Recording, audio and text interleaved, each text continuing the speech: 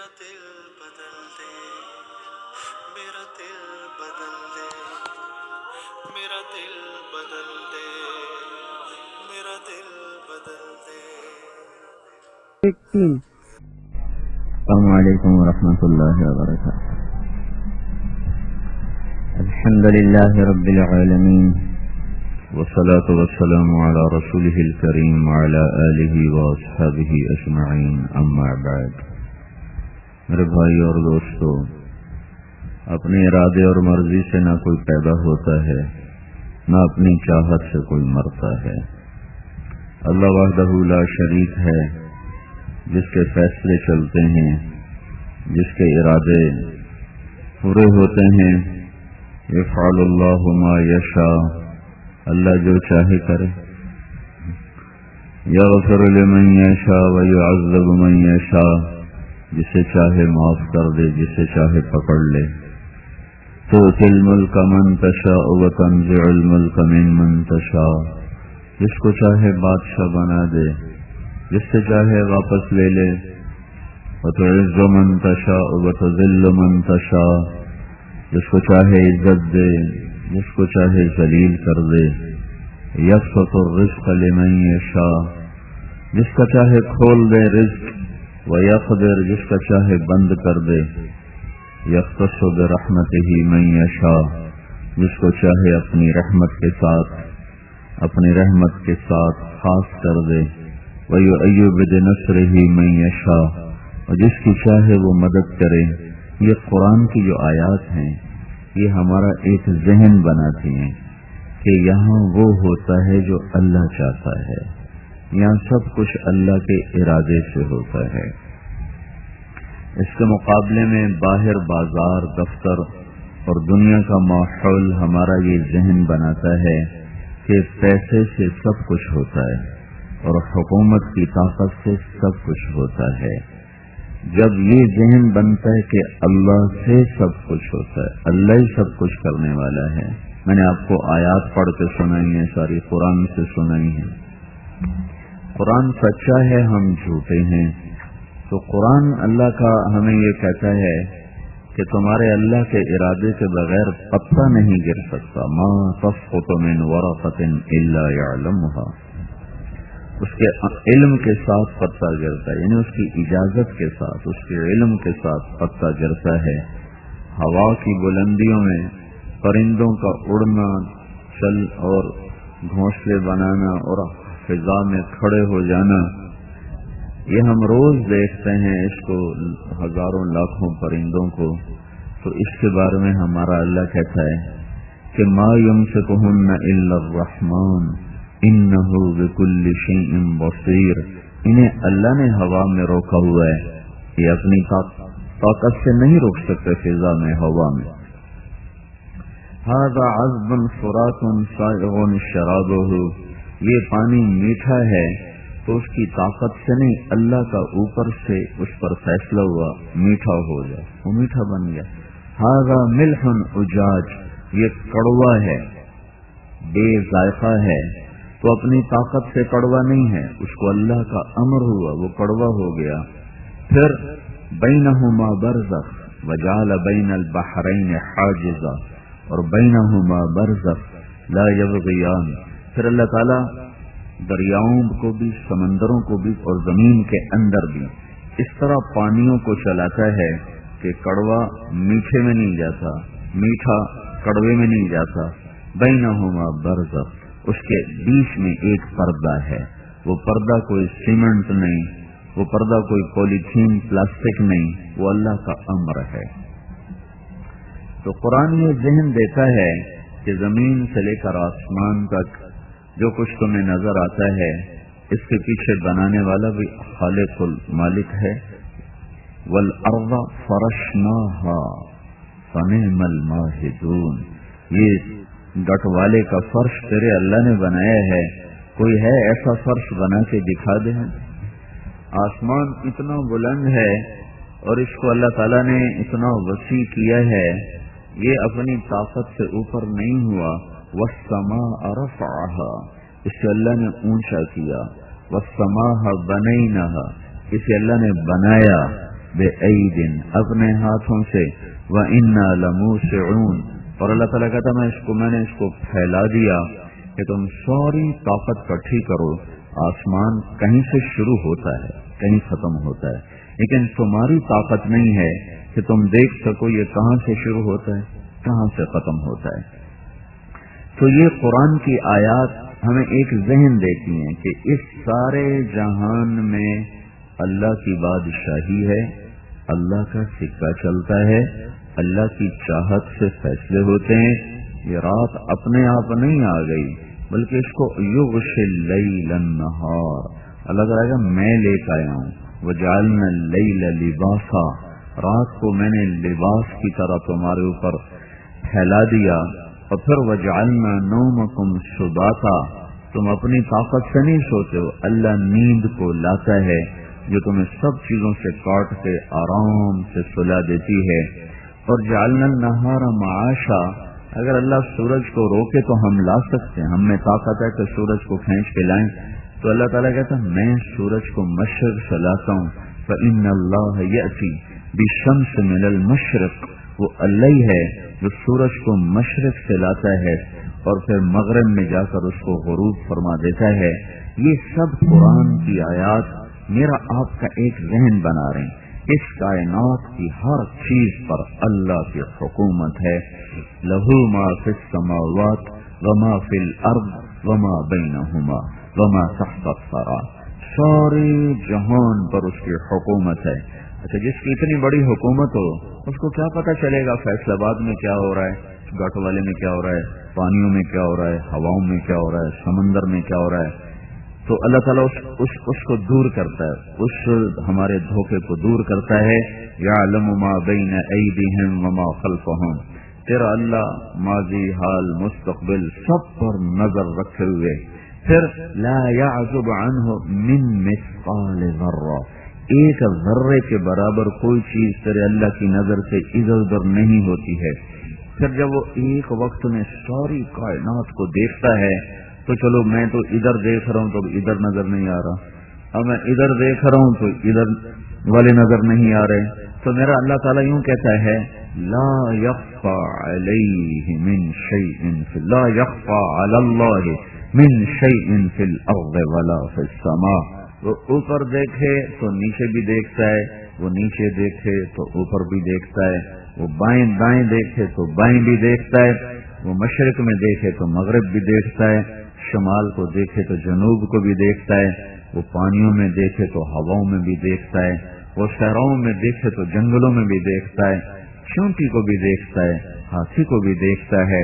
یرا دبیب النملۃ السوداء علی الصخرۃ الصماء فی اللیلۃ الظلماء. یہ ایک جملہ اللہ کی قدرت کو بتاتا ہے کہ اللہ تعالیٰ یوں کہہ رہا ہے اب یہ رات کا اندھیرا ہے، چاروں طرف دیکھیں، اندھیرے میں تو انسان کو بڑی سے بڑی شے نظر نہیں آتی. تو اللہ تعالیٰ یوں کہہ رہا ہے کہ کالی رات چھا جائے، کالی رات، اس کالی رات میں ایک کالا پہاڑ ہو، کالا پہاڑ، اس پر ایک کالا پتھر ہو، اس پر ایک کالی چیونٹی جا رہی ہو. تو وہ جو چیونٹی کالی رات میں کالے پہاڑ پر کالے پتھر پہ جا رہی ہے، کتنے اندھیرے اکٹھے ہو گئے اور وجود کتنا ہے، چیونٹی. اور اللہ کہاں ہے؟ عرشوں پر. تو اللہ تعالیٰ یہاں یہ کہہ رہا ہے کہ وہ چیونٹی کی بات میں نہیں کرتا ہوں. چیونٹی جا رہی ہے، اس کے حقیر ٹانگیں ہیں، ان ٹانگوں کے نشان پڑ رہے ہیں، نشان اس پتھر کے اوپر نشان پڑ رہے ہیں. تو اللہ تعالیٰ یوں کہہ رہا ہے کہ میں عرش پر ہو کر اس کالی چیونٹی کے کالے پتھر، کالے پہاڑ، کالی رات میں جو اس کی ٹانگوں سے نشان پڑ رہے ہیں میں وہ بھی دیکھ رہا ہوں. تو جو رات کو چوری کرنے جا رہا اس کو نہیں دیکھ رہا، جو رات کو زنا کرنے جا رہا اس کو نہیں دیکھ رہا، جو رات کو شراب پی رہا ہے اس کو وہ نہیں دیکھ رہا، جو قتل کر رہا ہے وہ اس کو نہیں دیکھ رہا، جو رشوت لے رہا ہے، جو جھوٹ بول رہا ہے، جو ماں باپ کو ذلیل کر رہا ہے، تنگ کر رہا ہے، وہ اس کو نہیں دیکھ رہا. لا یخفی علی اللہ من شیء فی الارض ولا فی السماء، کوئی شے تیرے رب سے پوشیدہ نہیں ہے. وہ اللہ جس میں نے ابھی شروع میں آپ سے کہا تھا نا کہ نہ ہم خود زندگی کو شروع کرتے ہیں نہ ختم کرتے ہیں، وہ طاقتور اللہ جس کی یہ صفت ہے وہ کہتا ہے بناؤ، اس کو بنا دو، بن گیا، پھر وجود میں آ گیا۔ پھر ایک وقت آتا ہے اللہ کہتا مار دو، وہ مر جاتا ہے، چلتا چلتا مر جاتا ہے، چارپائی پہ لیٹا مر جاتا ہے، ہسپتال میں مر جاتا ہے، گاڑی کے نیچے پانی میں ڈوب کر آگ میں جل کے، یہ سارے بہانے ہیں، موت اوپر سے آتی ہے۔ موت دینے والا اللہ تعالی ہے۔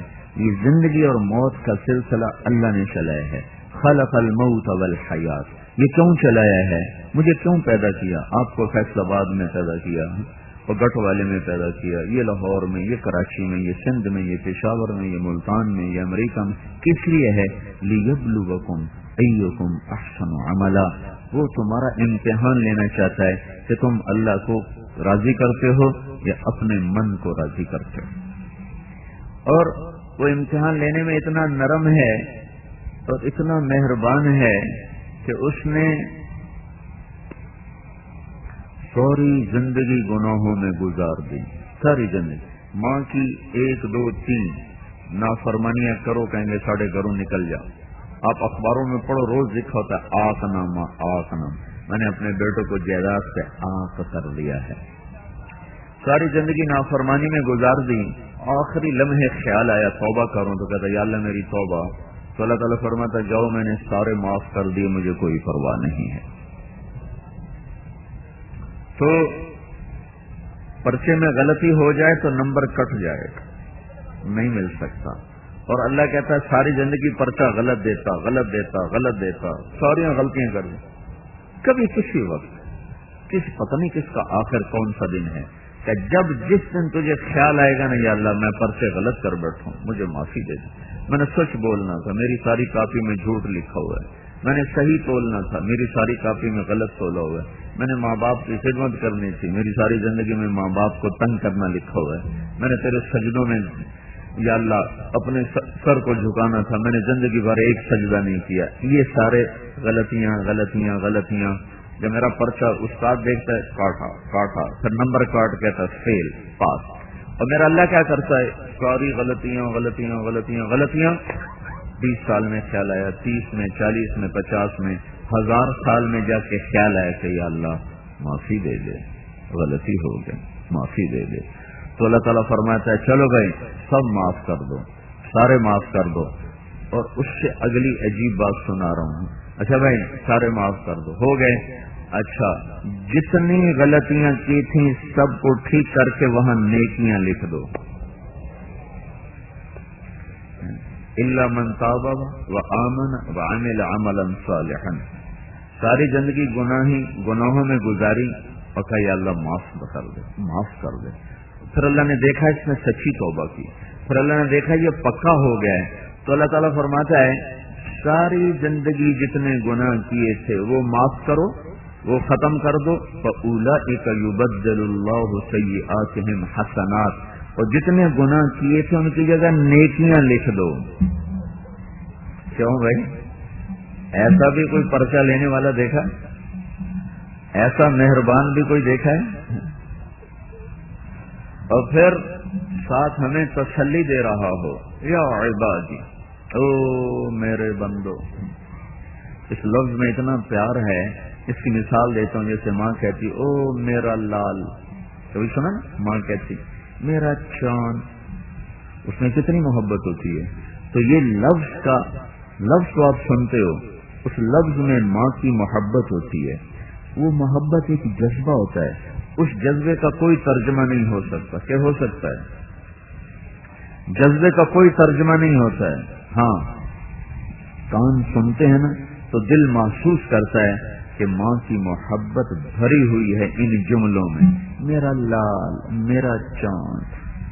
اللہ کہتا ہے یا عبادی، اوہو یا عبادی، جیسے مٹھاس نا باہر نکل رہی ہو، جیسے وہ رس گلے کی مٹھاس باہر، گلاب جامن کی مٹھاس باہر ٹپکتی ہے نا، اور وہ ایک مکران کی ایک کھجور ہے جس کا رس باہر نکلتا ہے، تو یا عبادی میں اللہ کی محبت کا رس باہر ٹپکتا ہوا نظر آ رہا ہے، یا عبادی۔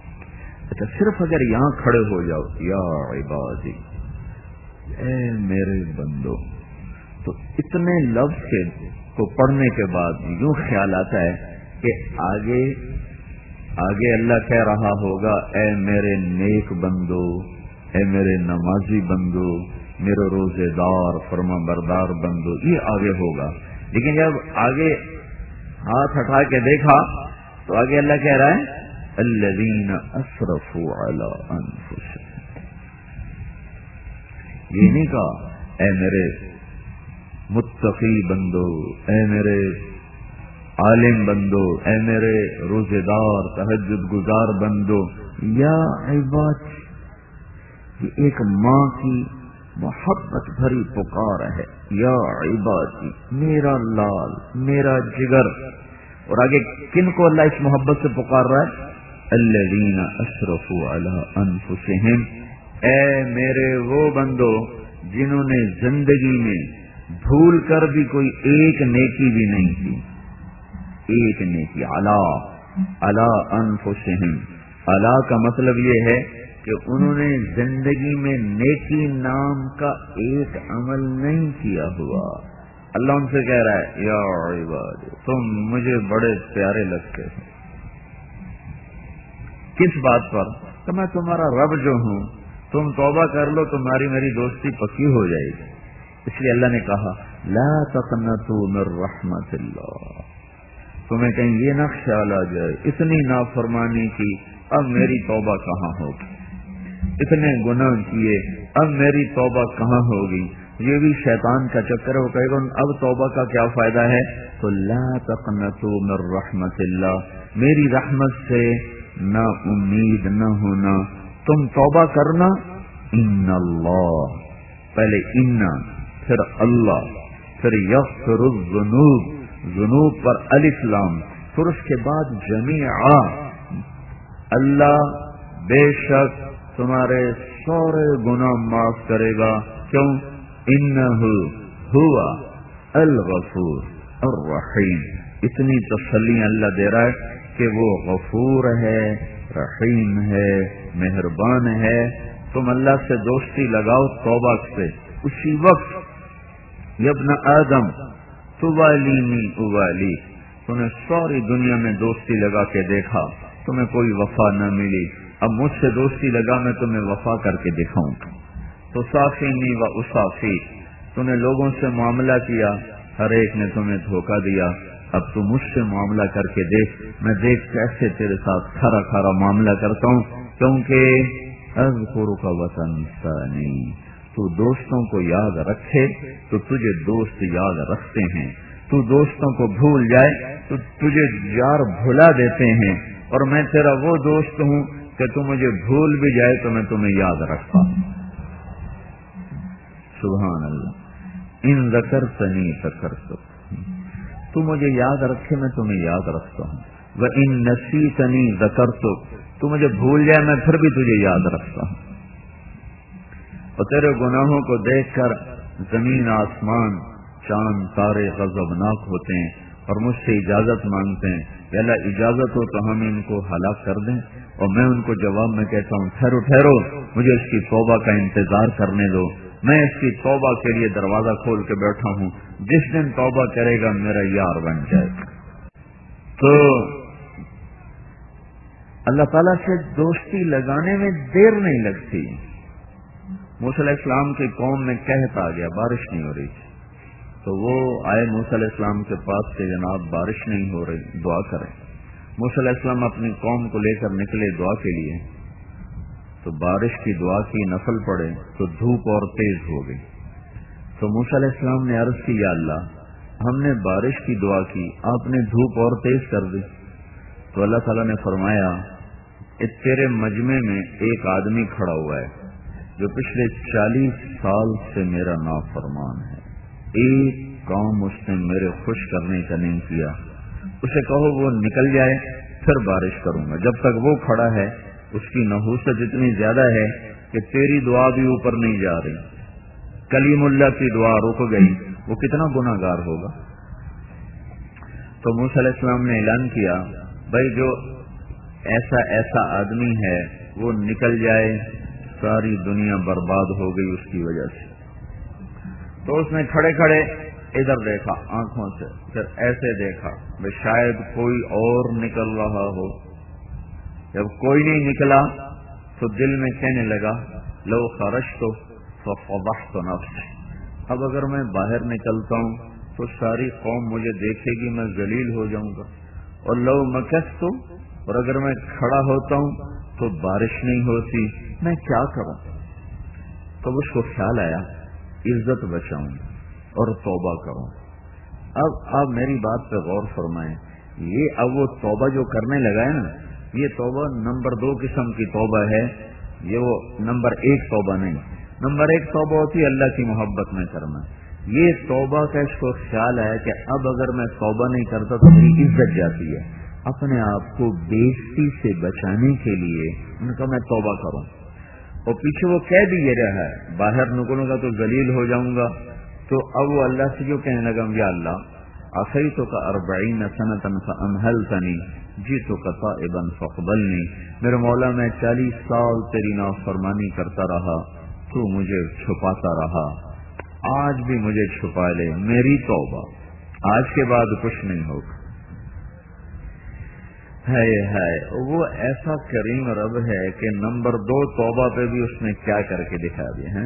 اگر تمہیں کوئی آدمی آ جائے کہ جناب میں نے معافی دے دیو ہے، اور آپ کو پتا ہو کہ یہ اوپر سے ہے، اس کے اندر میں وہ بات نہیں ہے، کوئی مفاد اس کو ہے جس کی وجہ سے معافی مانگنے آیا، تو آپ پہلے سے زیادہ ناراض ہو جائیں گے، چل اے منافقت میرے نال نہیں چلنی۔ صحیح بات ہے کہ نہیں؟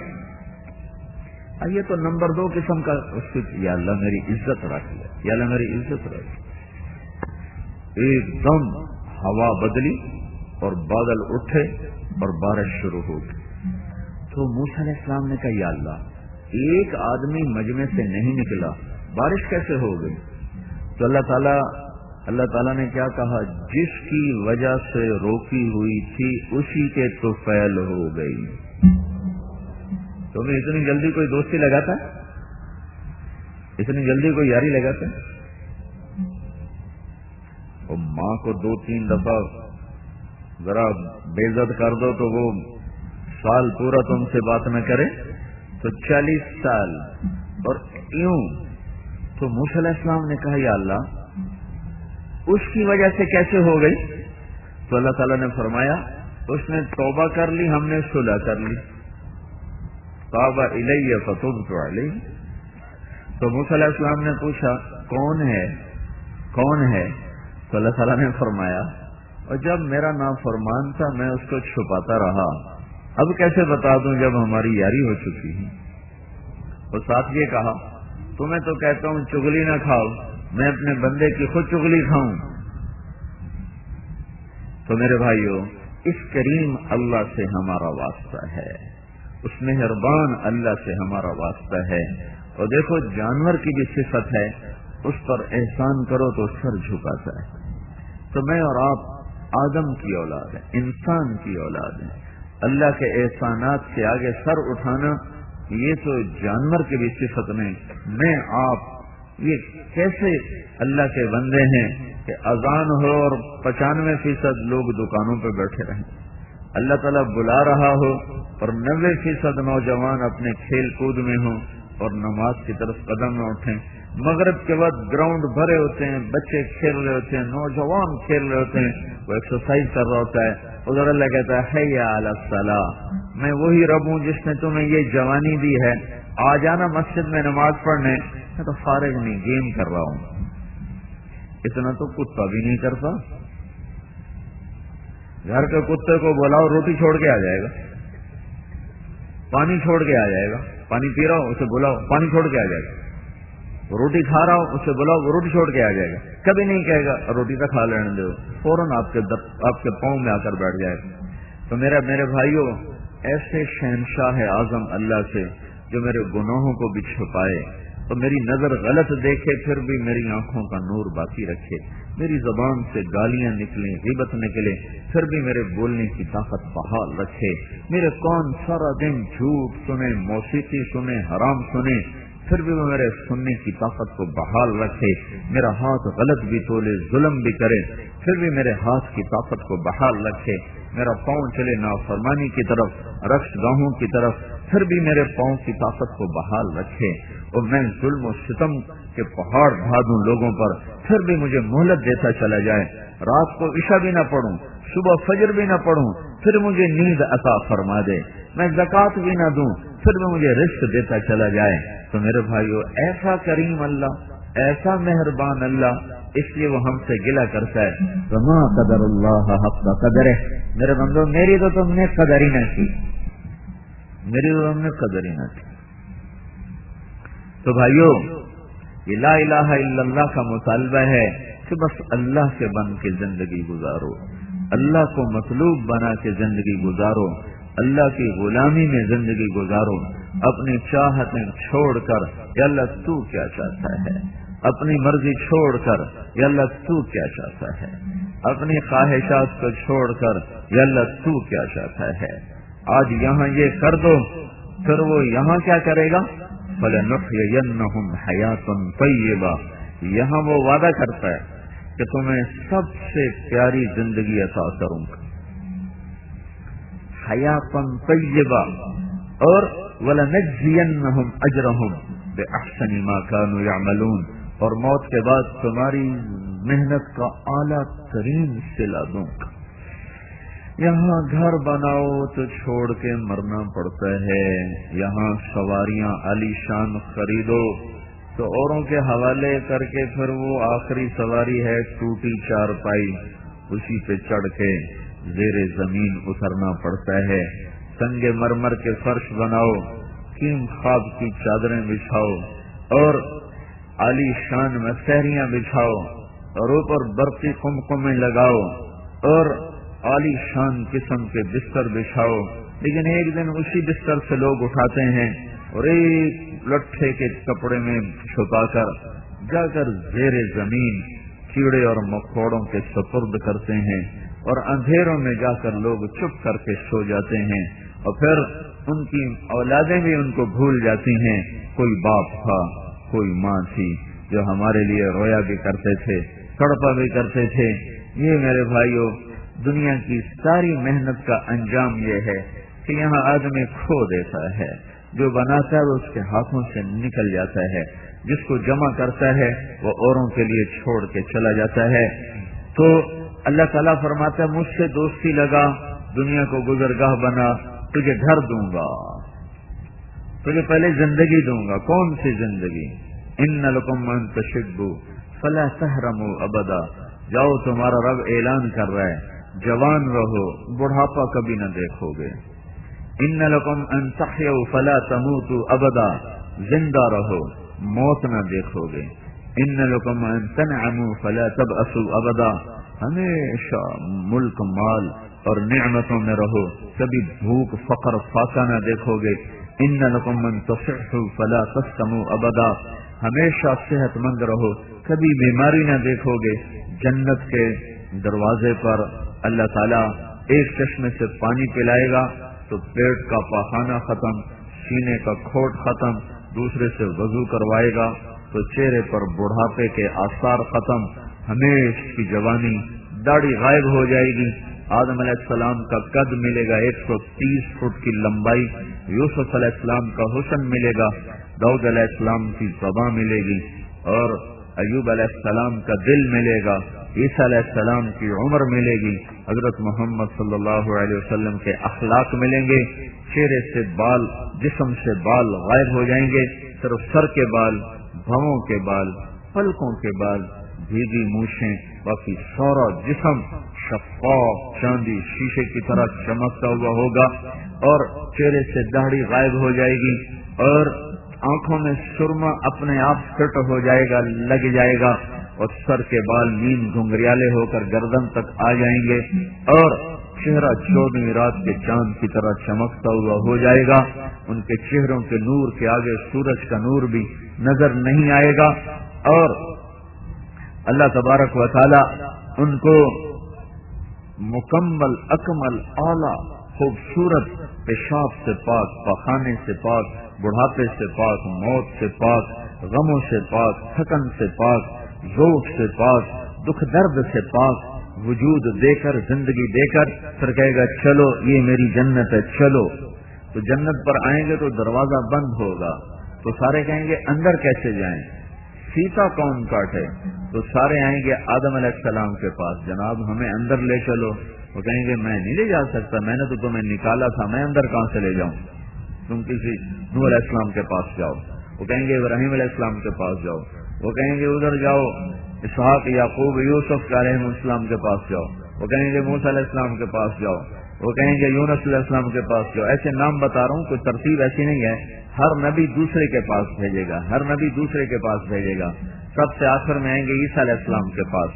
وہ کہیں گے میں تمہیں اندر نہیں لے جا سکتا، تمہیں اندر لے جانے والے کا پتہ بتا سکتا ہوں. کہ چلو پتہ بتائیں. کہ جاؤ آخری نبی حبیب اللہ کے پاس جاؤ، محمد الرسول اللہ کے پاس جاؤ صلی اللہ علیہ وسلم. ان کے بغیر آج کوئی جنت میں تمہیں نہیں لے جا سکتا. تو سارے مسلمان چاہے اس امت کے چاہے پہلی امتوں کے ہمارے نبی کے پاس آ کر عرض کریں گے یا رسول اللہ اندر لے چلیں. تو آپ کہیں گے میں ہی لے چلوں گا. اب سجدے میں سر رکھیں گے، پھر آپ کو اللہ تعالیٰ ارشاد فرمائے گا میرے محبوب سر اٹھا، مانگ ملے گا، شفاعت پر قبول ہوگی. کہیں گے یا اللہ دروازہ کھول، تیرے بندے اندر جانا چاہتے ہیں. اللہ کہے گا تو افتتاح کر. افتتاح نہیں کرتے، فیتا کاٹتے ہیں، دیکھا نا کبھی فیتا کاٹ رہے ہوتے ہیں. تو اللہ کہے گا چل تو افتتاح کر. تو آپ سجدے سے سر اٹھائیں گے تو جنت سے ایک سواری اڑتی ہوئی آئے گی، آپ کے سامنے لینڈ کرے گی. آپ اس پر بیٹھیں گے، اس کی رسی ایسے زمین پر ایسے گرے گی. اس رسی کو پکڑنے والا ڈرائیور ہوگا، نبی کا ڈرائیور.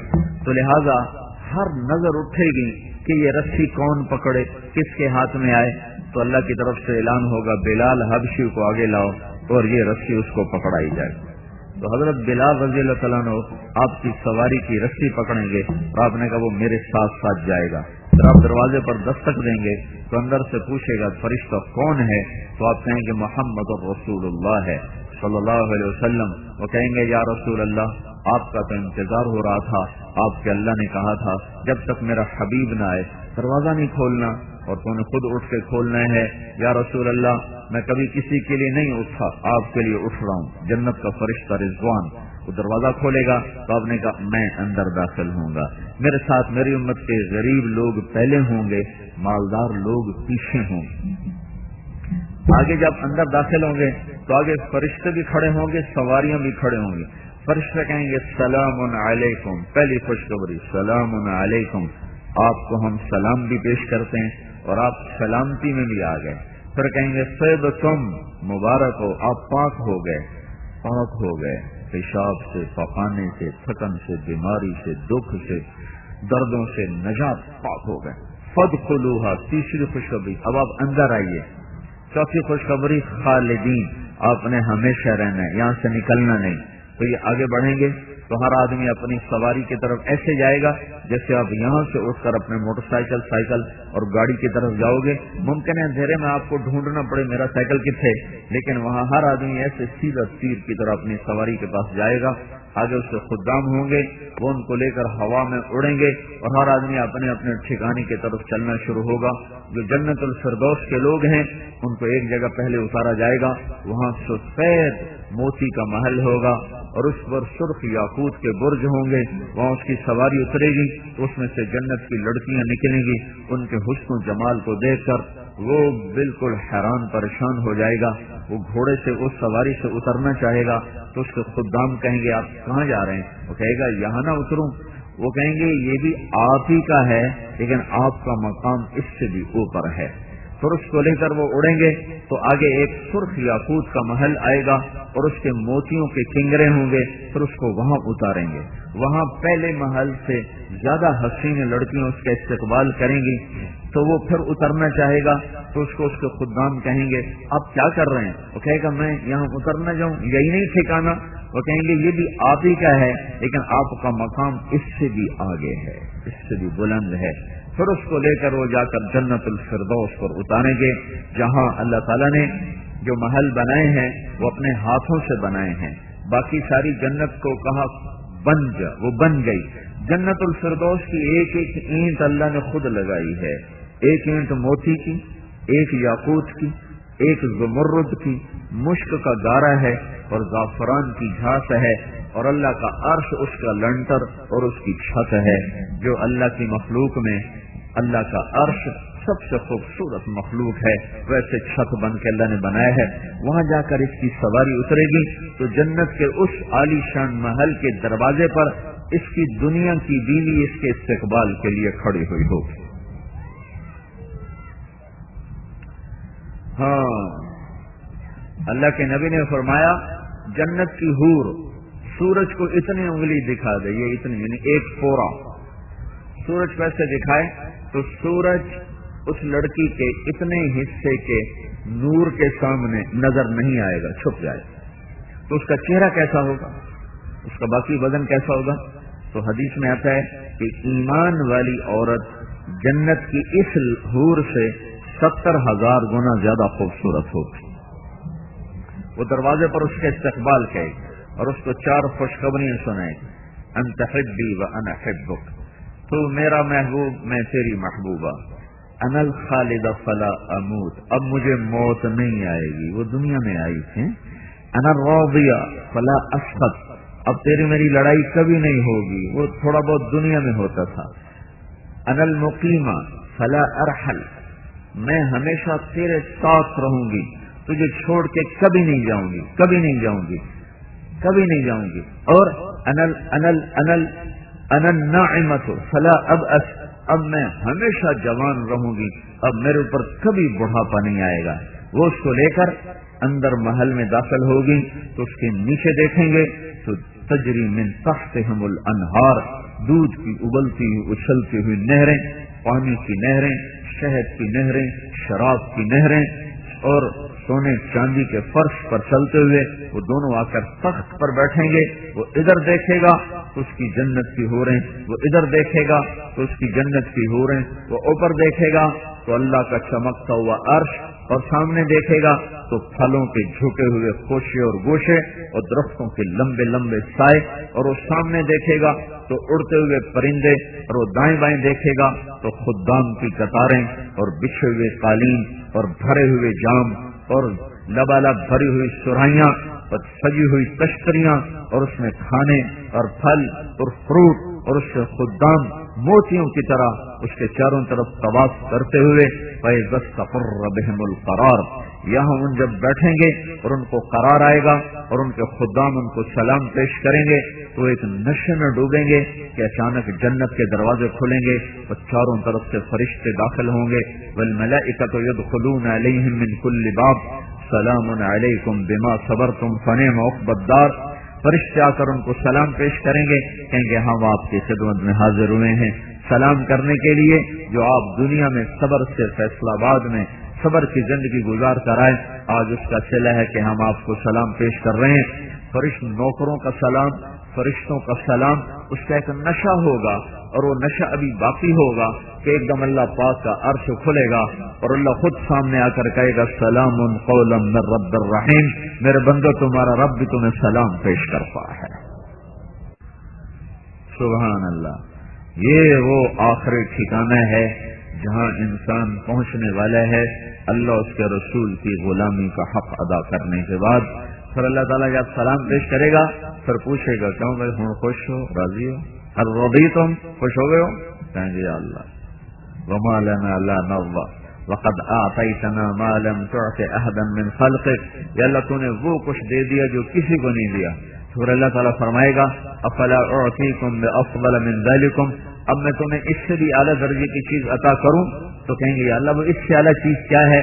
تو اللہ تعالیٰ فرمائیں گے احل علیکم رضوانی فلا اسخط علیکم ابدا، جاؤ اب میں راضی ہوں، اب کبھی ناراض نہ ہوں گا۔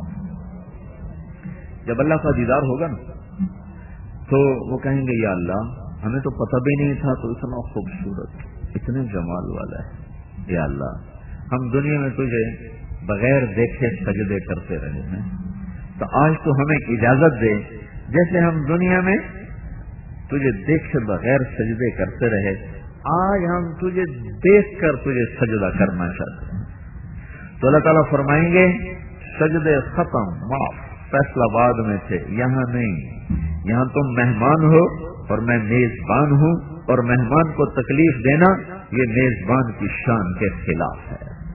وہ فیصل آباد کی نمازیں مجھے قبول ہیں، وہ تہجد، وہ راتوں کا رونا، قد طالما اتعبتم لی الابدان وانصبتم اعنیتم لی الوجوہ وانصبتم لی الابدان۔ میں دیکھتا تھا فیصل آباد میں تم جب گڑ کے کھڑے ہوتے تھے اور تمہاری پیشانی زمین میں خاک آلود ہوتی تھی اور تم تڑپ تڑپ کے مجھے پکارتے تھے اور آنسو تمہارے گرم گرم زمین پر گرتے تھے، بس مجھے وہی پسند ہے۔ اب تمہیں کوئی کسی قسم کا حکم نہ دیا جائے گا، کلو وشربو ہنیئا بما اسلفتم فی الایام الخالیہ، جاؤ موج کرو، مزے کرو، کھاؤ پیو، رب بلدۃ طیبۃ ورب غفور، جاؤ جنت پاک شہر ہے اور رب تمہارا مہربان ہے، اور موت مر گئی ہے اور غم چھٹ گئے ہیں، اب تم ہو اور تمہارا رب ہے، سلونی اعطکم، جو مانگو گے تمہارا رب تمہیں پیش کرے گا۔ یہ زندگی شروع ہوگی اور پھر آگے چلے جاؤ، جیسے رب کی ذات کی کوئی انتہا نہیں، اس زندگی کی کوئی انتہا نہیں۔ میرے بھائیوں، بڑے گھاٹے میں چلا گیا وہ نوجوان جو جوانی کے نشے میں جنت کو بیچ گیا، اور بڑے گھاٹے میں چلا گیا وہ انسان جو دنیا کی چند روزہ زندگی اور چند روزہ مال و متاع کے پیچھے اس جنت کی ہمیشہ کی نعمتوں کو بھول گیا، جو یہاں کی شراب کے پیچھے جنت کی شراب بھول گیا، یہاں زنا کے پیچھے پڑ کے وہ جنت کی پاک بیویوں کو بھول گیا، اور وہاں کے سونے چاندی کے محلات کو بھلا کر یہاں کے سونے چاندی کے کھوٹے سکوں پر وہ بک گیا، فروخت ہو گیا۔ وہ زندگی نہیں جو نفس و شیطان کی غلامی میں گزر جائے۔ بھائیو، اپنے اللہ کو اپنا مطلوب بنا کے چلنا سیکھنا ہے، یہ تبلیغ کی محنت ہے۔ جنت میں جانے کی چابی ہے میرے نبی کے پاس، میں نے ابھی آپ کو بتایا کوئی جا نہیں سکتا۔ آپ نے کہا جنت کی چابی بھی میرے ہاتھ میں ہوگی، جب تک میں نہیں کھولوں گا کوئی اس میں جا نہیں سکتا ہے۔ تو اب اللہ سے جڑنا ہو اور جنت میں جانا ہو تو یہاں رہ کر حضرت محمد صلی اللہ علیہ وسلم کی پاک زندگی کو اپنانا پڑے گا۔ وہ ہمارے راہبر، ہمارے ہادی، ہمارے رسول، ہمارے قائد، ہمارے شفیع، ہمارے پتہ نہیں کتنے الفاظ، ساری دنیا کے الفاظ اکٹھے کروں تو بھی وہ آپ کی شان کا حق ادا نہیں ہو سکتا۔ آپ ہمارے اور بندوں کے درمیان واسطہ ہیں، جیسے اللہ آسمانوں پر مہربان بھی ہے، رؤوف الرحیم بھی ہے، ایسی اللہ نے ہمیں ایسا نبی عطا فرمایا جس کو اللہ تعالیٰ نے خود ارشاد فرمایا بالمؤمنین رؤوف الرحیم، یہ ایمان والوں کے لیے رؤوف الرحیم ہے۔ ہمارا کام بڑا آسان ہے، اوپر اللہ رؤوف الرحیم ہے، نیچے اللہ کا رسول وہ رؤوف الرحیم ہے۔ اگر اس سے تھوڑی سی اس کی غلامی میں آ گئے تو کام ہمارا بن جائے گا، مسئلہ حل ہو جائے گا۔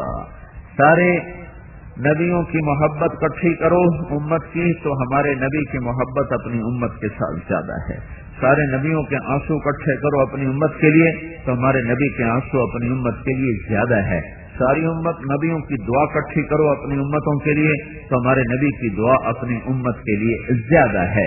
تو بھائیو، حضرت محمد صلی اللہ تعالی وسلم وہ واحد ہستی ہیں جن کے پیچھے چل کر ہمیں اللہ مل سکتا ہے، باقی اور نہ کوئی راستہ ہے، نہ کوئی اور طریقہ ہے، نہ کوئی اور سیرت ہے، بس ایک ہی سیرت ہے، ایک ہی صورت ہے، ایک ہی صراط مستقیم ہے، اور وہ حضرت محمد صلی اللہ تعالی وسلم کا ہے۔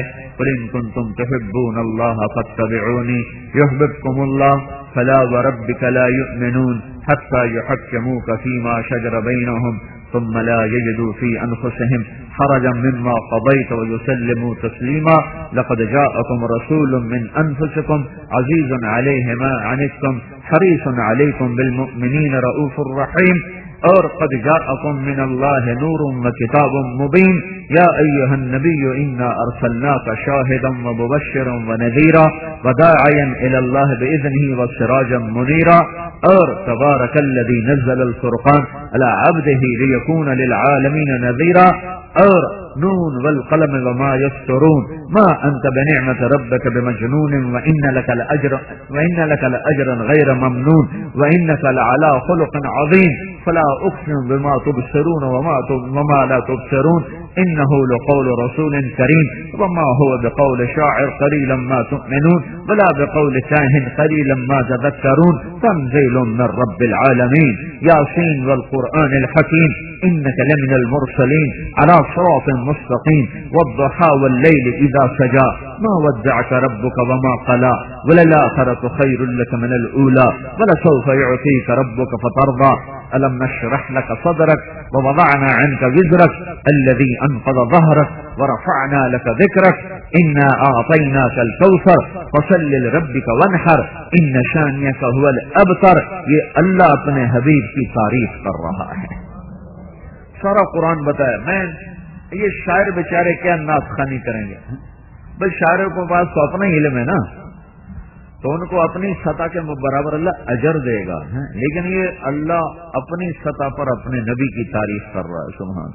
صرف 2-3 آیات کا ترجمہ کرتا ہوں. والضحى والليل اذا سجى ما ودعك ربك وما قلى وللآخرة خير لك من الأولى ولسوف يعطيك ربك فترضى. کچھ دن ایسے گزرے کہ اللہ نے وحی بند کر دی. اپنی حکمت وہی بند ہوئی تو قریش تانے دینے لگے، اس کا رب اسے چھوڑ گیا، اس کا رب اس پہ ناراض ہو گیا. تو آپ کو بڑا صدمہ ہونے لگا. وہی بند ہو گئی، کافر تانے دے رہے ہیں، میں کیا کروں؟ ایک دن حضرت خدیجہ نے بھی کہہ دیا کہ یا رسول اللہ ناراض تو نہیں ہو گئے؟ تو اپنوں کی بات بہت زیادہ چبھتی ہے، ٹھیک ہے نا بھائی، اپنوں کی بات بہت چبھتی ہے. تو حضرت خدیجہ کی بات ہمارے نبی کو لگ گئی. یہ تو خدیجہ بھی کہہ رہی ہے کہ اللہ ناراض ہو گیا. وہ جو اندر میں ایک ہوک اٹھی نا، اسی پر جبریل آیا پسینہ پسینہ، ہانپتا کانپتا بھاگتا، اور یہ آیات لے کر آیا. والضحى. دیکھو جب کہیں شک شبہ پڑ جائے نا تو اس کو دور کرنے کے لیے قسم اٹھائی جاتی ہے. صفائی دے بھائی تم سانو تیرو تے شک کے صفائی دے، یعنی قسم دے. جب وہ قسم دیتا ہے تو چلو ٹھیک ہے بھائی، اس نے قسم دے دی، اب یہ جانے اللہ جانے، اب یہ جھوٹا بھی ہے تو ہم کہیں گے سچا ہے. جہاں شک ہوتا ہے وہاں قسم آتی. تو اللہ کے نبی کی طبیعت میں ذرا آ گئی بات کہ رب پتہ نہیں وہی نہیں بھیج رہا، کوئی کم ہیٹ ہوتے تو نہیں ہو گیا. تو اللہ نے اس کیفیت کو دور کرنے کے لیے اللہ نے قسمیں اٹھائیں. والضحى، مجھے روشن دن کی قسم، واللیل اذا سجا، مجھے چاہ رات کی قسم، ما ودعک ربک وما قلا، نہ میں نے تمہیں چھوڑا نہ میں تم پہ ناراض ہوں. وللآخرۃ خیر لک من الاولی، یہ دنیا گزرگاہ ہے، اصل شہنشاہی بادشاہی تیری آخرت کی ہے. ولسوف یعطیک ربک فترضی، یہ آیت جو میں نے ابھی پڑھی ہے پورے قرآن میں ہمارے نبی کی شان میں سب سے بلند آئے. اللہ کیا کہہ رہا ہے؟ ساری دنیا سے کہتا ہے مجھے راضی کر دو. میں کیوں بیان کر رہا ہوں؟ اللہ راضی ہو جائے. آپ کیوں سن رہے ہو؟ اللہ راضی ہو جائے. موسیٰ علیہ السلام طور پہ دوڑے ہوئے آئے، اللہ نے پوچھا بھاگ کے کیوں آئے ہو؟ کہا اللہ تو راضی ہو جائے. اجلت الیک رب لترضی، ساری دنیا سے کہتا مجھے راضی کرو. وہ اللہ، وہ شہنشاہ، وہ مالک الملک جو ساری دنیا کو کہتا ہے مجھے راضی کرو، وہ اللہ کہہ رہا ہے اے میرے محبوب میں نے تمہیں راضی کرنا ہے. یہ ہے، میں نے تمہیں راضی کرنا ہے، میں تمہیں اتنا دوں گا کہ تو راضی ہو جائے گا. اب اس کا ایک اور ترجمہ سنو جو امام راضی نے کیا ہے. والضحى، اے میرے نبی مجھے تیرے روشن علم کی قسم، واللیل اذا سجا، مجھے تیری ستاری کی چادر کی قسم جس میں تو اپنی امت کو چھپا لیتا ہے. میں نے تمہیں کوئی نہیں چھوڑا، میں تم پہ ناراض کوئی نہیں. اس کا ایک تیسرا ترجمہ سنو، وہ بھی امام راضی نے کیا ہے. والضحى، اے میرے نبی مجھے تیرے روشن چہرے کی قسم، یہ سب سے پیارا ترجمہ ہے. واللیل اذا سجا، مجھے تیری سیاہ زلفوں کی قسم، ما ودعک ربک وما قلا، بھلا میں تم پہ ناراض ہو سکتا ہوں؟ میں نے تمہیں اپنا حبیب بنایا، بھلا میں تم پہ ناراض ہو سکتا ہوں؟ حبیب اللہ، ایک ہوتا ہے خلیل، ایک ہوتا ہے کلیم، ایک ہوتا ہے حبیب. خلیل اللہ کہہ رہا ہے وَجَعَلْنِي مِنْ وَرَثَةِ جَنَّةِ النَّعِيمِ، یا اللہ مجھے جنت کو عطا فرما ہے. اور حبیب اللہ کو اللہ کہہ رہا ہے انا اعطیناک الکوثر، میں نے جنت کی چابی تجھے دے دی ہے۔ خلیل اللہ کہہ رہا ہے لا تخزنی یوم یبعثون، یا اللہ مجھے قیامت کے دن ذلیل نہ کرنا۔ اور حبیب اللہ کو اللہ کہہ رہا ہے یوم لا یخزی اللہ النبی، جس دن اللہ کبھی اپنے نبی کو رسوا نہ کرے گا۔ خلیل اللہ یہ کہہ رہا ہے وَجْعَلْ لِي لِسَانَ صِدْقٍ فِي الْآخِرِينَ، یا اللہ میرا لوگوں میں نام زندہ رکھنا بعد میں آنے والوں میں۔ مانگا اللہ نے دے دیا۔ درود ابراہیمی ہم الطیات میں پڑھتے ہیں تو اللہ نے اپنے حبیب کو مانگنے سے پہلے فرمایا وَرَفَعْنَا لَكَ ذِكْرَكَ، میں نے تیرے نام کو اونچا کر دیا۔ خلیل اللہ کہہ رہے ہیں وَجْنُبْنِي وَبَنِيَّ أَن نَّعْبُدَ الْأَصْنَامَ، یا اللہ مجھے اور میری اولاد کو بت پرستی سے بچا لینا۔ اور اللہ حبیب اللہ کو کہہ رہا ہے انما یرید اللہ لیذھب عنکم الرجس اہل البیت ویطہرکم تطہیرا، اے اہل بیت محمد ہم نے آپ کو پاک کر دیا۔ کیا آپ نے کہا؟ اللہ نے کیا کہا؟ یا نساء النبی لستن کاحد من النساء، اے میرے نبی کی بیویوں تمہارے جیسی عورت دنیا میں ہے ہی کوئی نہیں۔ بیگمات کو ایسے اونچا کر دیا۔ آگے کیا کیا؟ آپ نے فرمایا فاطمہ، فاطمہ میری بیٹی جنت کی عورتوں کی سردار ہے۔ آگے کیا کر دیا؟ حسن اور حسین میرے بیٹے جنت کے نوجوانوں کے سردار ہیں۔ اور کیا کر دیا؟ علی کا ہاتھ پکڑ کے ایسے اپنی طرف کھینچ کر کہا علی تو راضی ہے؟ جنت میں تیرا گھر میرے گھر کے سامنے ہوگا، سودا منظور ہے؟ تو حضرت علی رونے لگے کہ یا رسول اللہ میرا گھر پورا ہو گیا ہے۔ اما ترضى ان يكون منزلك مقابل منزلي في الجنة، اے علی راضی ہو جنت میں تیرا گھر میرے گھر کے سامنے ہوگا؟ کہا جی بس بس بس بس میں راضی ہوں، مجھے سب کچھ مل گیا، مجھے سب کچھ مل گیا۔ یہ قرآن میں فرق ہے حبیب اللہ خلیل اللہ، کلیم اللہ حبیب اللہ۔ کلیم اللہ اللہ سے کہہ رہے ہیں رب اشرح لی صدری، یا اللہ میرا سینہ تو کھول۔ اور اللہ حبیب اللہ کو کہہ رہا ہے الم نشرح لک صدرک، میرے محبوب میں نے تیرا سینہ کھول دیا۔ کلیم اللہ کہہ رہے ہیں ویسر لی امری، یا اللہ میرا کام تو سوکھا کر۔ اور اللہ حبیب اللہ کو کہہ رہا ہے وسنیسرک للیسرا، میں تیرے سارے کام آسان کر دوں گا۔ اور کلیم اللہ کہہ رہا ہے، کلیم اللہ کہہ رہے ہیں یا اللہ یا اللہ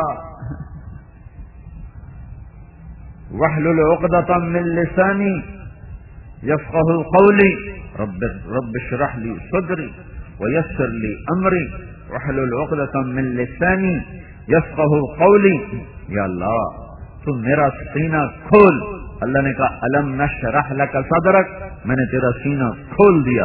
ان کا وَيَسِّرْ لِي أَمْرِي، یا اللہ میرا کام آسان کر۔ ایک دوسری آیت وَوَضَعْنَا عَنْكَ وِزْرَكَ، اے میرے حبیب میں نے تیرے کام کو سوکھا کر کے تیرے بوجھ ہٹا دیے۔ موسیٰ علیہ السلام بولے اجلت الیک رب لترضى، یا اللہ میں دوڑ کے آیا ہوں تیری طرف تاکہ تو راضی ہو جائے۔ اور اللہ حبیب اللہ سے کہہ رہا ہے وَلَسَوْفَ يُعْطِيكَ رَبُّكَ فَتَرْضَى، اے میرے محبوب میں نے تمہیں راضی کرنا ہے۔ آدم علیہ السلام کو اللہ کہہ رہے ہیں وَلَقَدْ عَهِدْنَا إِلَىٰ آدَمَ مِنْ قَبْلُ فَنَسِيَا، میں نے آدم علیہ السلام سے وعدہ لیا کہ تو نے یہ درخت نہیں کھانا، وہ بھول ہی گئے۔ فَنَسِيَا، وہ بھول گئے۔ آدم علیہ السلام سے وعدہ لیا، وہ بھول گئے۔ اور اللہ اپنے حبیب کو کہہ رہے ہیں سَنُقْرِئُكَ فَلَا تَنْسَىٰ، اسے جو کچھ بتاؤں گا یہ کبھی نہیں بھولے گا، یہ نہیں بھولے گا۔ داؤد علیہ السلام کو اللہ حکم دے رہے ہیں لا تتبع الهوى، اے داؤد میں نے تمہیں حکومت دی ہے اپنی خواہش کے تابع ہو کے فیصلے نہ کرنا۔ اور اللہ اپنے نبی کی صفائی پیش کر کے فرما رہا ہے ما ينطق عن الهوى، یہ میرا نبی اپنے خواہش کا بول بھی نہیں بولتا، فیصلے تو بڑی دور کی بات، بول بھی نہیں بولتا ہے۔ اللہ نے ایسا رسول دیا ہے جو رؤوف ہے، جو رحیم ہے، جو محمد ہے، جو احمد ہے، جو ماحی ہے، جو حاشر ہے، جو عاقب ہے، جو فاتح ہے، جو خاتم ہے، ابو القاسم ہے، اور طٰہٰ ہے، اور یاسین ہے، اور مزمل ہے، اور مدثر ہے، اور شاہد ہے اور مبشر ہے اور نذیر ہے اور داعی اللہ ہے اور سراج منیر ہے اور رحمت للعالمین ہے. یہ سارے قرآن سے حدیث سے نام ہیں جو میرا اللہ اپنے حبیب کو دیتا چلا جا رہا ہے. بھائیو، اللہ تک پہنچنے کے لیے سید قریشی ہونا ضروری نہیں ہے، اللہ تک پہنچنے کے لیے غلام رسول ہونا ضروری ہے. بلال کوئی قریشی ہے، بلال کوئی سید ہے، بلال تو حبشی ہے، غلام ہے. بتایا نہیں نبی کی سواری کی لگام پکڑ کے ساتھ جنت میں چلا گیا. تو بھائیو، حضرت محمد صلی اللہ علیہ وسلم کی پاک زندگی اپنی زندگی بناؤ، اس کو سیکھو. اس کو سیکھنا تبلیغ کی محنت ہے. اور ہمارے نبی آخری نبی ہیں، آپ کے بعد کوئی نبی نہیں ہے. آپ نے فرمایا مثلی ومثل الانبیاء من قبلی کمثل رجل بنا بیتا فاجملہ واحسن. میری اور مجھ سے پہلے نبیوں کی مثال ایسے ہے جیسے ایک آدمی نے بڑا عالی شان گھر تو بنا کے مکمل کر دیا، پر ایک پتھر نہیں لگایا. سارا گھر مکمل، ایک پتھر کوئی نہیں. فجعل الناس یطوفون به ویعجبون له ویقولون هلا وضعت هذه. تو لوگ سارا گھر دیکھ رہے ہیں اور حیران ہو رہے ہیں، بڑا خوبصورت بڑا خوبصورت. اور جب اس جگہ پر آتے ہیں، یار یہ پتھر کیوں نہیں لگایا، ابھی یہ پتھر کیوں نہیں لگایا، اب یہ پتھر لگا کے گھر مکمل کرو. تو آپ نے کہا وہ محل نبوت کا محل ہے اور وہ آخری پتھر میری ہستی ہے. فانا النبیۃ الاخیرہ وانا خاتم النبیین. وہ آخری پتھر میں ہوں اور وہ آخری نبی میں ہوں. نبوت کا محل میرے اوپر مکمل ہو گیا. لا نبی بعدی ولا امت بعدکم. میرے بعد نبی کوئی نہیں، تمہارے بعد امت کوئی نہیں. مینا کی وادی میں 1.25 لاکھ مجمع سامنے تھا. آپ نے کہا فلیبلغ الشاہد الغائب. اب میرا پیغام آگے پہنچانا تمہارے ذمے ہے. پہلے نبی کے بعد نبی آتا تھا تو امت کے ذمے صرف بندگی کا کام تھا. نبی کے ذمے پہنچانا تھا، امت کے ذمے کرنا تھا. ہمارے نبی پر آ کر مہر لگ گئی، مہر خاتم. اب چھوٹے 4 سال کے تھے، 4 سال. تو حبشہ کے لوگ گزرے، جب آپ بکریاں چراتے تھے وادی حوازن میں، بنو سعد میں. تو انہوں نے جب دیکھا نا تو ایک دم آپ کو پکڑ لیا اور آپ کا کرتا اٹھا کے بغیر کسی سے پوچھے کرتا اٹھایا اور آپ کے پیچھے دیکھنے لگے تو وہ مہر نبوت کبوتر کے انڈے کی طرح ابری ہوئی جگہ تھی، اس پر بال تھے. تو حضرت حلیمہ سے کہنے لگے یہ بچہ کس کا ہے؟ ان کا میرا ہے. کیا یہ آنے والے وقت کا نبی ہے، تم ہمیں دے دو، ہم اس کو اپنے ملک لے جائیں گے، اس کی بڑی پرورش کریں گے. ان کا نہیں، میں اپنا جگر تمہیں کیسے دے دوں، تمہیں کیسے دے دوں. یہ تو حبشہ کے لوگوں کا رویہ. اسی وادی میں کچھ عرصہ بعد یہودی گزرے، یہ شروع سے ہی بدبخت ہیں، انہوں نے زندگی پر کوئی سیدھا کام نہیں کیا. مطلب ان کی عقل کا اندازہ لگاؤ کہ جب یہ ایمان والے تھے، مسلمان تھے، ہیں فرعون پیچھے آگے سمندر، سمندر میں ایک بڑی جھیل تھی، جھیل سمندر نہیں ہے، جھیل تھی بہت بڑی. اللہ تعالیٰ نے ان کے لیے راستہ کھول دیا، یہ پار نکل گئے. فرعون اندر آ کے غرق ہو گیا. فرعون نے کہا ہمیں یقین نہیں آ رہا، تو فرعون کی لاش کو پانی نے باہر پھینک دیا. یہ سب دیکھا انہوں نے. موسیٰ علیہ السلام کے معجزے دیکھے، لاٹھی سانپ لاٹھی، جہاں ہاتھ ڈال کے نکالا سورج کی طرح روشن. اور سب سے بڑے دشمن کو آنکھوں سے غرق ہوتے دیکھا. جب پار نکلے نا، آگے چلے تو آگے کچھ لوگ پتھر کی پوجا کر رہے تھے، پتھر کی. تو موسیٰ علیہ السلام سے کہنے لگے اجعل لنا الہا کما لہم آلہا، ایک خدا ہمیں بھی ایسا لے کے دے دو. یہ شروع سے ان کی عقل ہے، ماڑی عقل، فسادی. اوہو، اس امت کو اللہ نے چنا ہے، چنا.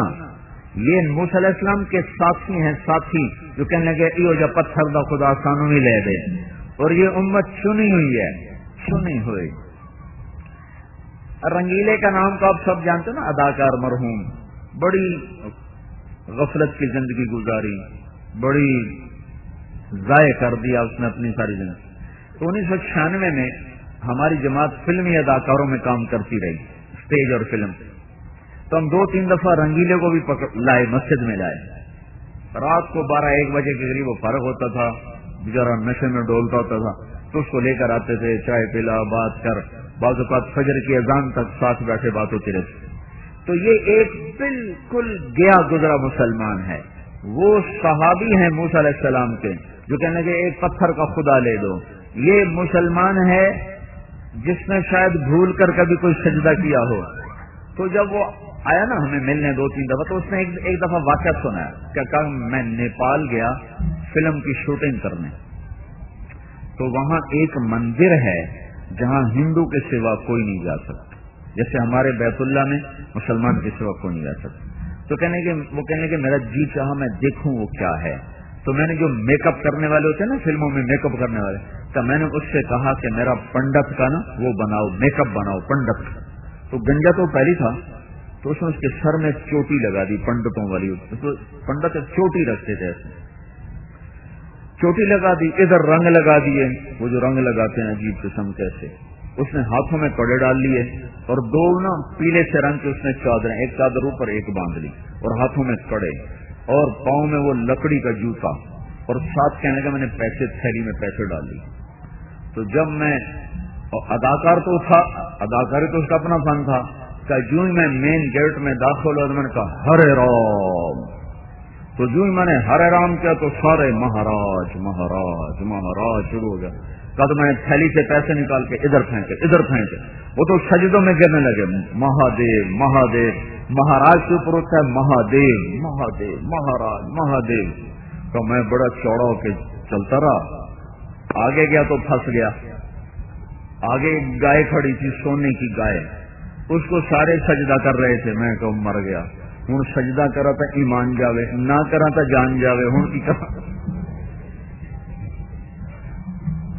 تو کہنے لگا، میں خیر سے چلتا گیا بڑے اعتماد کے ساتھ. جب میں قریب گیا نا تو میں کہا یا اللہ میں تجھے سجدہ کر رہا ہوں، گائے کو نہیں. اللہ اکبر.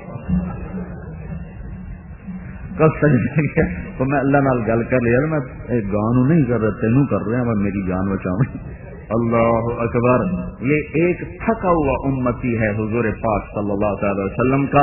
وہ اتنا جانتا ہے کہ سجدہ صرف اللہ کو ہے، چاہے نماز نہیں پڑھتا تھا. اور وہ موسیٰ علیہ السلام کے ساتھی ہو کر کہہ رہے ہیں یہ پتھر کا خدا ہمیں بھی لے کر دو. تو موسیٰ علیہ السلام نے کہا بھائی بڑے ہی بدبخت ہو تم،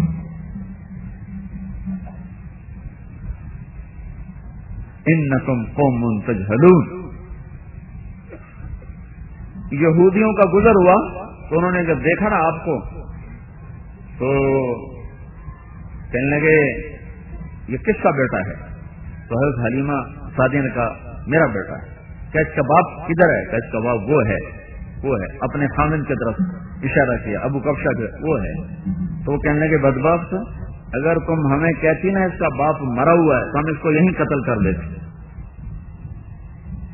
ان کی کتابوں میں تھا نا کہ باپ مرا ہوا ہے. تو بھائیو، حضرت محمد صلی اللہ تعالی وسلم آخری نبی ہیں، آپ کے بعد کوئی نبی نہیں ہے. تو آپ کے مبارک پیغام کو لے کر دنیا کے آخری کنارے تک جانا یہ ہماری ذمہ داری ہے. تو ہم 2 چیزوں کے مکلف ہیں. ایک اس اللہ سے دوستی لگائیں جس کی نعمتوں کے آگے ہم سر نہیں اٹھا سکتے، ایک اس کے رسول کی غلامی کے سامنے سر جھکائیں جس کے ایک آنسو کی قیمت نہیں دے سکتے. وہ تو منو من نہیں تنو تن آنسو بہا گیا اس امت کے لیے. اور دوسری چیز ہے کہ ہمارے نبی آخری ہیں، آپ کے بعد کوئی نہیں ہے. تو آپ کا پیغام دنیا کے آخری انسان تک پہنچانا یہ ہماری ذمہ داری ہے. یہ ہے بھائیو تبلیغ کے کام کا خلاصہ. اس کے لیے وقت مانگتے ہیں. آپ سارے بھائیوں کی خدمت میں گزارش ہے، میں اپنے آپ کو بھی کہتا ہوں، آپ سے بھی کہتا ہوں، آج تک جو اللہ کی نافرمانیاں کی ہیں اس پر توبہ کریں، اللہ سے معافی مانگیں، استغفار کریں. اور اللہ تعالیٰ ایسا کریم ہے، ادھر ہم کہتے ہیں یا اللہ میری توبہ، اور ادھر وہ ساری زندگی کے معاف کر کے یہ الٹے ہاتھ کی فائل ساری پھاڑ کے پھینک کر یہاں نئی فائل فٹ کر دیتا ہے. وہ ایسا کریم اللہ ہے، نہ تانا دیتا ہے نہ وعدہ لیتا ہے، کچی توبہ کے پکی توبہ. نہ پوچھتا ہے دوبارہ تو نہیں کرو گے، صرف زبان سے کہہ دے یا اللہ میری توبہ. تو ایک تو میں سارے مجمع سے گزارش کروں گا بھائی کہ ہم آج یہاں سے توبہ کر کے اٹھیں، بغیر توبہ کے کوئی نہ اٹھے. توبہ کا کرتے نا، نیت کرتے نا سارے بھائی. ایک دفعہ کہہ دو زبان سے یا اللہ میری توبہ، ایک دفعہ پھر کہہ دو یا اللہ میری توبہ، ایک دفعہ پھر کہہ دو یا اللہ میری توبہ. اس رب کی عزت کی قسم جس کے قبضے میں ساری کائنات کی جان ہے، جس نوجوان نے بوڑھے نے دل سے کہا ہے یا اللہ میری توبہ، وہ اس وقت ایسے بیٹھا جیسے ابھی ماں کے پیٹ سے نکل کے آیا. سارے معاف. ہاں، معاف کرنے کی ایک وضاحت ہے. جو فرض نمازیں روزے چھوڑے ان کا گناہ معاف ہو گیا، پر قضا باقی ہے. قضا معاف نہیں، قضا لیکن گناہ معاف ہو گیا. جو لوگوں کا حق دبایا مارا اس کا گناہ معاف ہو گیا، اس کے حق کی ادائیگی باقی ہے. حق کو ادا کر دو، گناہ معاف ہو گیا. اس سے میں کہہ رہا ہوں توبہ کرنے والا ایسے جیسے آج ماں کے پیٹ سے نکلا ہو. اور بھائیو ساری دنیا سے توبہ کروانی، ساری دنیا کے پاس ہم ہی نے اٹھ کے جانا ہے. تو جو یہ محنت کرتا کرتا دنیا سے چلا گیا وہ کل نبیوں کے ساتھ اٹھایا جائے گا. اب بھائیو پچھلی بار تو توبہ ہوگی نا سارے دوستوں کی، پکی ہوگی نا انشاءاللہ. اب بتاؤ بھائی نقد کون اللہ کی راہ میں نکل کر اپنی توبہ کو بھی پکا کرے، اوروں کو بھی اس پر تیار کریں. بولو بھائی، بولو جی. ہاں بھائی بولو بھائی، بولو بھائی. بیٹھا رہو، دعا تک بیٹھا رہو. اب مختصر بات تھی بھائی، میں نے تو لمبا تو بیان بھی نہیں کیا. ماشاء اللہ جی. بولو بھائی. خود بھی توبہ کرنی ہے، اوروں سے بھی کروانی، خود بھی حکموں پہ جمنا ہے، اوروں کی بھی محنت کرنی ہے. پتہ نہیں کتنے لوگ ہیں جو منتظر ہیں. میں آپ کو میں ایک میڈیکل کالج میں گشت کر رہا تھا تو ایک دروازے پہ دستک دی. ایک نوجوان باہر نکلا. میں نے کہا جی آپ سے بات کرنی. کہا جی کرو. میں نے کہا بیٹھ کے کرنی. تو سامنے کمرہ خالی تھا، ہم وہاں بیٹھ گئے. میں نے تھوڑی دیر بات کی تو رونے لگا. مجھ سے کہنے لگا کیا مانگتے ہو؟ میں نے کہا 4 مہینے. کہا چلو میں آ رہا ہوں. حافظ آباد کا تھا، زمیندار گھرانے کا بچہ تھا. تو ہم رائمنڈ پہنچے. مجھے ساتھیوں نے کہا ساتھ لے جاؤ، ساتھ لے جاؤ. میں نے کہا یار یہ پکڑ دھکڑ والی تشکیل میرا مزاج نہیں ہے. جو آ گیا ٹھیک ہے، نہ آئے اللہ کی مرضی. میں نے کہا یار اس کے ایمان پہ چھوڑتے ہیں. آ گیا تو ٹھیک. 3 دن بعد وہ رائمنڈ پہنچ گیا لڑکا. اس نے 4 مہینے شروع کر دیے. 4 مہینے آخر میں وہ مجھے ملا تو اس کی بڑی خوبصورت داڑھی، اس کی پگڑی، لمبا کرتا. میں حیران پریشان اس کو دیکھ رہا. مجھ سے کہنے لگا مولوی صاحب آپ کو پتہ ہے آپ نے مجھے کہاں سے نکالا تھا؟ میں نے کہا کمرے سے. کہا نہیں، دوزخ سے. دوزخ سے. میں نے کہا کیوں؟ کہا شرابی میں، زانی میں، جواری میں، ڈاکو میں. میرا پورا گینگ تھا. ہم ڈاکے ڈالتے. پڑھتا تھا میڈیکل کالج میں اور پورا ڈاکوؤں کے گروپ بنائے ہوئے تھے. پھر ڈاکے ڈالتے تھے، گاڑیاں اٹھا لی، سامان اٹھایا، بیچا، لاہور جا کے عیاشی بدماشی کر کے واپس. کسی کو پتہ بھی نہیں تھا اور ہمارا پورا ایک گروہ تھا. جس وقت تم نے دروازے پر دستک دی ہے اس وقت میں اپنے لڑکوں کے ساتھ ایک گھر کو لوٹنے کا نقشہ بنا رہا تھا کہ اس گھر میں ڈاکہ کیسے ڈالنا ہے کہ تم نے وہاں سے مجھے نکالا اور آج میں تیرے سامنے اس شکل میں ہوں. تم نے مجھے جہنم سے نکالا. اور اس سے اگلی مزے کی سنو، 6 مہینے کے بعد وہ بچہ فوت ہو گیا. اسے نہیں پتا تھا موت سر پہ آ چکی. مجھے بھی نہیں پتا تھا. 22 سال کا لڑکا. یہ گشت نہ ہوتا تو شرابی مرتا، زانی مرتا، جواری مرتا، ڈاکو مرتا، سیدھا جہنم میں جاتا. ایک گشت ہوا اور وہ ان سب چیزوں سے نکل کر سنت رسول چہرے پہ سجا کر، سر پہ پگڑی سجا کر، اللہ کی بارگاہ میں توبہ طائب ہو کر 6 ماہ بعد تو اس کی کہانی ختم ہو رہی تھی. کتنے نوجوانوں کو شیطان نے دھوکہ دیا ہوا ہے. حالی کڑی کوئی توبہ دی عمر پہ یہ کر لوں گے. پتہ نہیں تو کہر تو حوث کو چھوڑنیا مت دیس بدیس پھرے مارا. قذاق اجل کا لوٹے ہے دن رات بجا کر نقارا. کیا بدیا بھینسا بیل شکر، کیا گونی پلہ سر بھارا. کیا گیہوں چاول موٹ مٹر، کیا آگ دھواں اور انگارا. سب ٹھاٹ پڑا رہ جائے گا جب لاد چلے گا بنجارا. اٹھتے جنازے دیکھا کرو، بجتی شہنائیاں مت سنو. پرانی قبریں دیکھو، اونچی بلڈنگیں نہ دیکھو. قبرستان کے سناٹے میں جا کر بیٹھو. ہوش ٹھکانے آ جائیں گے. محفل موسیقی میں نہ بیٹھو، ایمان بھی جائے گا، اخلاق بھی جائیں گے. تو بھائیو، یہ تبلیغ کا کام اس وقت رحمت بن کے چھایا ہے. ایسے لاکھوں کروڑوں نوجوانوں کو اللہ نے توبہ کی توفیق بخشی اور وہ ایسی ظلمتوں سے نکل کر خوبصورت راہوں پہ چلنے والے بن گئے. بولو درود شریف پڑھو. اللهم لك الحمد كما انت اهله وصل على محمد كما انت اهله وفعل بنا ما انت اهله انك اهل التقوى واهل المغفرة. ربنا آتنا في الدنيا حسنة وفي الآخرة حسنة وقنا عذاب النار. یا اللہ ہمارے گناہ معاف فرما دے. جن گناہوں کی وجہ سے تو ناراض ہو گیا ہے وہ ساری امت پر آفات کے دروازے کھلے ہوئے ہیں. ہمارے وہ گناہ معاف فرما دے. اور میرے مولا پوری امت میں آپس میں جوڑ پیدا فرما دے، محبت پیدا فرما دے. نفرت کی فضا ختم فرما، لوٹ مار کی فضا کو ختم فرما، قتل و غارت کو ختم فرما، یہ زنا کے شراب کے اڈوں کو ختم فرما، ان کے چلانے والوں کو ہدایت نصیب فرما، راستے کے لوٹنے والوں کو ہدایت نصیب فرما، ان کو اپنا خوف نصیب فرما، رحم دل حکمران نصیب فرما، عادل قاضی نصیب فرما. تاجروں میں سخاوت بھر دے، مالداروں کو سخی کر دے، غریبوں کو خوددار بنا دے، عورتوں کو حیا والا بنا دے، نوجوانوں کو غیرت والا بنا دے. معاشرے میں پاکیزگی کو وجود عطا فرما دے. دھوکے کو، فساد کو، ماں باپ کی نافرمانی کو، ایک دوسرے کو ذلیل کرنے کی فضا کو ختم فرما دے. یا اللہ میرے مولا، میرے مولا، تیری راہوں میں جو لوگ دھکے کھا رہے ہیں ان کے قدموں کے یا اللہ تھکن کے توفیل اور ان کے آنسوؤں کے توفیل میرے مولا تو پوری امت کا نصیب بدل دے اور اس ملک کا نصیب بدل دے. یا اللہ جتنے ہم میں ایمان سے اٹھ گئے ان کی قبریں ٹھنڈی کر دے، جو قبروں میں عذاب میں ہیں ان کا عذاب اٹھا دے، جن کے لیے تو نے رحمت کا فیصلہ کیا ان کے درجے بلند فرما دے. ہم میں جو بیمار ہیں ان کو صحت عطا فرما، جو مقروض ہیں ان کے قرض ادا کروا دے، جو ماں باپ کے نافرمان ہیں انہیں ماں باپ کا فرما بردار بنا دے، جن کے بچے بچیاں جوان ہیں ان کے نیک رشتے مقدر فرما دے، جو آپس میں لڑے ہوئے ہیں ان میں صلح کرا دے، جو روٹھے ہوئے ہیں انہیں منا دے، جو بچھڑ گئے انہیں ملا دے، آپس کی نفرتیں ختم فرما دے. اور پاکستان میں جتنے اور اندرون بیرون ملک اجتماع ہو رہے ہیں سب اجتماعات کو قبول فرما کر عمومی ہدایت کے فیصلے فرما اور فیصل آباد کے آنے والے اجتماع کو بھی سہل آسان فرما. یا اللہ پوری امت کے لیے ہدایت کا ذریعہ بنا اور اپنی راہ میں لوگوں کے نکل کر ہدایت پانے کا ذریعہ بنا. اس کے لیے جہد کوشش کرنے والوں کو جزائے خیر عطا فرما. یہ جتنے بھائی تیرے دربار میں جمع ہوئے اور ہاتھ اٹھائے ہوئے ہیں تو یا اللہ ہم سب کے اندر کی کیفیات حاجات کو ہم سے زیادہ جانتا ہے. میرے آقا ہم تو بہت سی کہہ پاتے ہیں اور بے شمار وہی ہم کہہ بھی نہیں پاتے، اور کتنی ایسی ہیں جن کا ہمیں خیال بھی نہیں ہے. اور تیرا علم کامل، تیری رحمت کامل، تیری شفقت کامل.